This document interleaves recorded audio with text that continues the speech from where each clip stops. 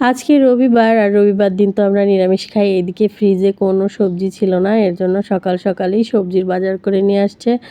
যা, যা সবজি পাওয়া যায় এখনকার সিজনে সব ধরনের সবজি নিয়ে আসছে। করলা আর কি ধুন্দুল, তারপরে রেখা, মিষ্টি কুমড়া, তারপরে একটু শাকও নিয়ে আসছে। আর শাকটা কিন্তু একটু চিকন হলেও অনেক টাটকা ছিল, সুন্দর ছিল। আর এইদিকে এই যে শাক বাছা হয়ে গেছে।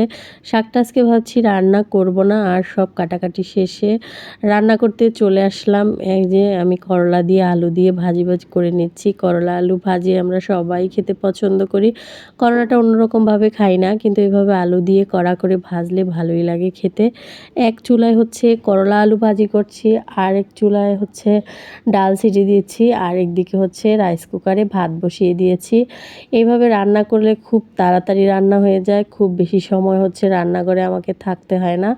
তো যাই হোক, এমনিতেও আজকে আমি সব রান্নাগুলো করিনি, আমি শুধু ভাজিটা করেছি। এই যে এইদিকে হচ্ছে সবজি কষানো হয়ে গেছে, এর মধ্যে জল দিয়ে ঢাকা দিয়ে আর কিছুটা সময় রান্না করে নিলেই রান্নাটা কমপ্লিট হয়ে যাবে। ওইদিকে করলা ভাজা হয়ে গেছে, ডালে বাগার দেওয়া হয়ে গেছে, সব হয়ে গেছে আজকে এই